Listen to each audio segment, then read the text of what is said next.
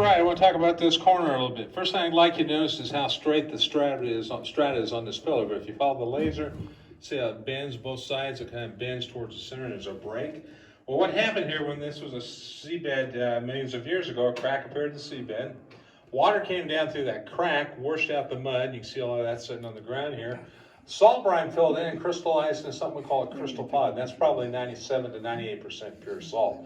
You see another part of that there. Once in a while, other elements get in, kind of pinkish salt right there above our head here. And we think that's either potassium, might be a little bit of iron. There's a bacteria that turns that color when it dies. So a lot of possibilities.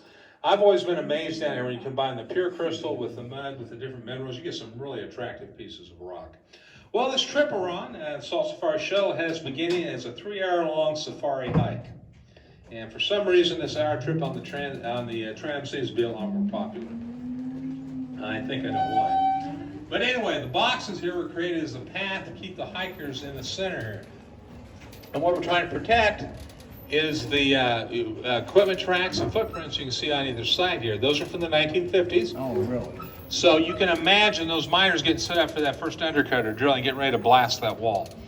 And we're going to protect those, and that's the reason we're out here. And there's no weather down here again, and no critters. So as long as we protect with this path, we're going to preserve that. Some people even draw the parallel to Neil Armstrong's first steps on the moon in 1969. If you were able to get up there and look at that, they would probably be pretty much the same as they were then. And so you come back in 10 years, you'll be able to see that again. You have grandkids come back in 15, 20. They'll be able to experience the same thing that you are today.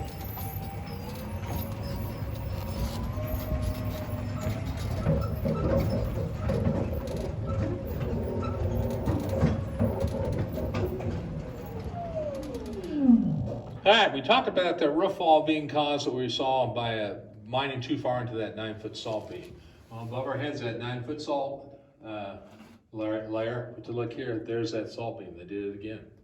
Now, this area is supported on 3 sides, so it's not a concern. But there might have been a good reason they decided to go a little higher. Where we're sitting right now was mined later than where we're headed on this tour. So based on earlier tests, they may have been trying to avoid a certain kind of a mineral or something, so we need to mine higher. Of course, being careful not to create a roof fall like we saw early on the tour.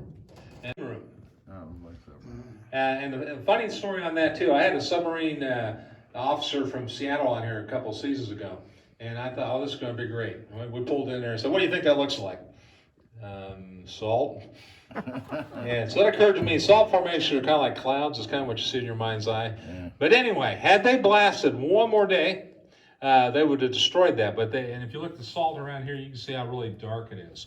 So you can imagine why they didn't, but they didn't decide right away. The mine foreman goes to each mine face at the first of each month and checks and decides what to do with it. Well, this, if you look up in the corner here, you can see some paint. There were 3 dates up there. That's March, April, May of 1958. So it took them 3 months to make the decision.